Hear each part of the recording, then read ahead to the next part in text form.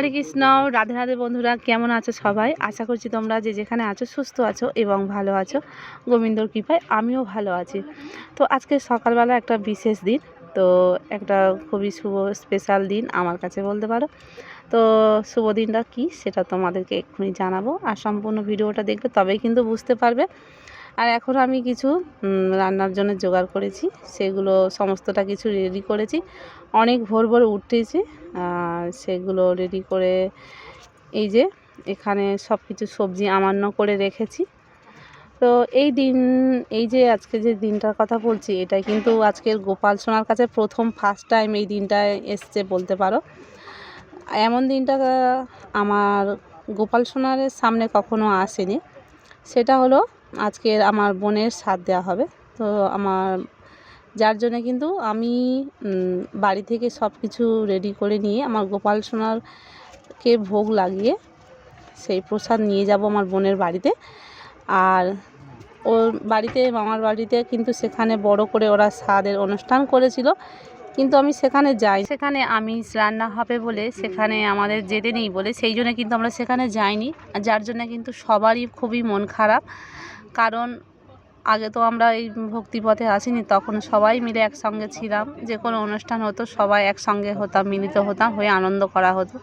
কিন্তু যেহেতু আমরা এখন ভক্তিপথে আছি, ভগবানের সব কিছু নিবেদন করা প্রসাদ তবেই আমরা পাই। তাছাড়া মাছ মাংস দিয়ে তো আমরা সেটাকে প্রসাদ পাই না। তাছাড়া সবথেকে বড় কথা, যেখানে ওই যে আমিষ রান্না হবে সেই স্থানে আমাদের যাওয়া সম্পূর্ণ নিষেধ। কারণ ওখানে রান্না বান্না সব কিছু যতই খারাপে হোক না কেন, ওখানে যে রান্নার ঘ্রাণটা কিন্তু আমাদের মধ্যে আসবে। যদিও সব কিছু আমাদের জন্য আলাদাভাবে করা আছে, আমাদেরকে অবশ্যই করে অনেক করেই বলেছিল, কিন্তু আমি বলেছি যে আমি পরে যাব, কারণ ওই সময় আমাদের যাওয়া ঠিক হবে না। যার জন্যে আমি আমার সময় মতন করে আমি নিজে থেকে বাড়ি থেকে সব কিছু আমার যেমন গোপাল সোনার জোগাড় দিয়েছে সেই অনুযায়ী আমি ভোগ রান্না করে আমার গোপাল সোনাকে নিবেদন করে সেই প্রসাদ আমার বোনটার কাছে নিয়ে যাব। তো দেখো এখানে 5 রকম ভাজা করেছি, আর এঁচড় দিয়ে একটা ডালনা করা হয়েছে, আর পনিরের রসা করা হয়েছে, পরমান্ন করেছি, একটু পিঠে করেছি, আর 9 রকম মিষ্টি আচার, এমনি রসগোল্লা আছে, আর সব রকম ফল নিয়েছি। তো এরকম সব কিছু করে নিয়ে আমার গোপালকে কিন্তু সব কিছুতে আগে ভোগ লাগাতে হবে। আর আজকের গোপু সোনার বাবা ভোগ লাগাচ্ছে, তার আগে কিন্তু পঞ্চামৃত দিয়ে আজকের অভিষেক করিয়েছে, সেটা তোমাদেরকে দেখাতে পারলাম না, কারণ এতটা আমি ব্যস্ত। সেই ভোর 3টের সময় উঠেছি, সেখান থেকে কিন্তু কাজ একা হাতে সব কিছু করতে হয়েছে, আর এগুলো করে কিন্তু গোপাল সোনাকে ভোগ লাগাতে হয়েছে। আর যাব একটু সকাল সকাল করে যাব বলে কিন্তু সব কিছু জোগাড় করে নিয়েছি। আর যেহেতু আজকে প্রচণ্ড গরম ফেলেছে, আর সেগুলোকে এই যে খাবারগুলো কিন্তু রেডি করে ঠান্ডা করে তবে কিন্তু গোপাল সোনাকে ভোগ লাগাতে হচ্ছে, যার জন্যে একটু দেরি হয়ে গেল। তো সত্যি বলতে এরকম স্বাদের অনুষ্ঠান আমার ফার্স্ট টাইম আমার গোপাল সোনার কাছে রেডি করে আমি দিচ্ছি, আর আমার খুব আনন্দ লাগছে। আর এই যে ভোগ লাগানো হয়েছে, এই যে দেখো এটা এই ড্রেসটা পর্যন্ত কিন্তু গোপাল সোনাকে অর্পণ করানো হয়েছে সবার আগে তুলসী পত্র দিয়ে, তোমরা দেখো। কারণ দেখো আমাদের কিন্তু মঠে থেকে আমাদের ছোট প্রভু যিনি তিনি বলে দিয়েছে যে কোনো অনুষ্ঠান বাড়ি, কোনো সাত বাড়ি বিশেষ করে যা কিছু গোপাল সোনার বাড়ি থেকে যা কিছু যাবে, সবার আগে কিন্তু গোপাল সোনাকে আগে দর্শন করাতে হবে, গোপাল সোনাকে নিবেদন করাতে হবে, তার কাছে সব কিছু আদেশ নিতে হবে। তো সেই অনুযায়ী কিন্তু আমরা সব কিছু সমস্ত কিছু যেটুকুনি জোগাড় করেছি সব কিছু, এমনকি মালা ঘুমসি পর্যন্ত আমার গোপাল সোনাকে আমি দর্শন করিয়েছি, তাদের সব কিছু অর্পণ করে দিয়েছি, আর সেটাকে আমরা প্রসাদী হিসাবে নিয়ে যাব। তো আমি নিজের হাতে কখনো কোনো দিন স্বাদ দিইনি, তো এরকম প্রসাদ দিয়ে কখনো দিইনি। হ্যাঁ, এর আগেও আমি একবার গিয়েছিলাম, কিন্তু এইরকমভাবে কখনো আমার দিন আসেনি।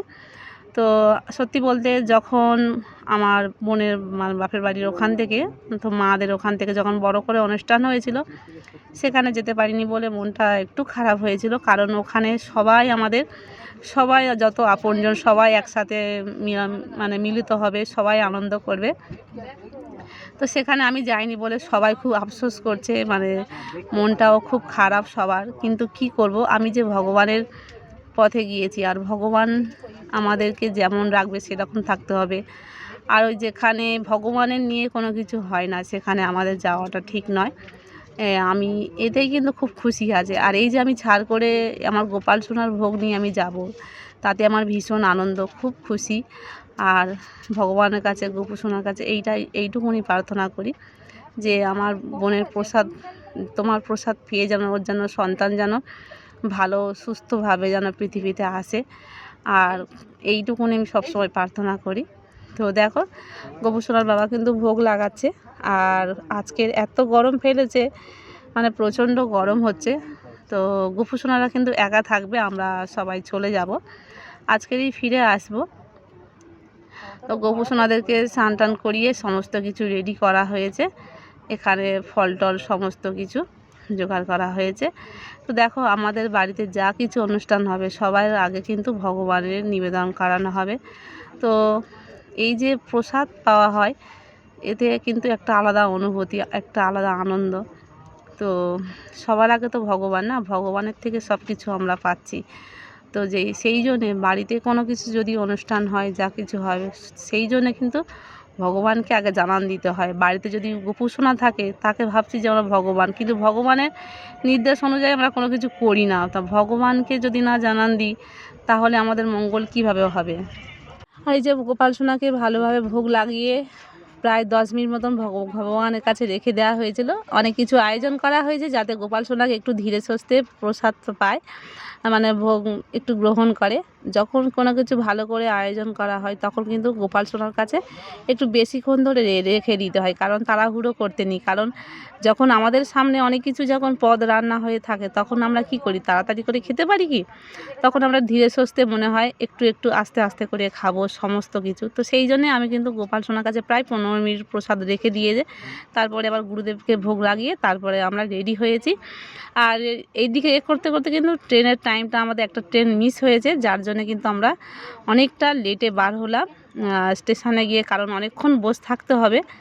তো যার জন্য একটু দেরি করে বার হলাম, কি আর করা যাবে। এদিকে কিন্তু আমার সেই বোনটা কিন্তু গোপালের প্রসাদ নিয়ে যাওয়া হবে বলেছে বলে কিন্তু সেও না খেয়ে রয়েছে, তার জন্য আবার চিন্তাও হচ্ছে।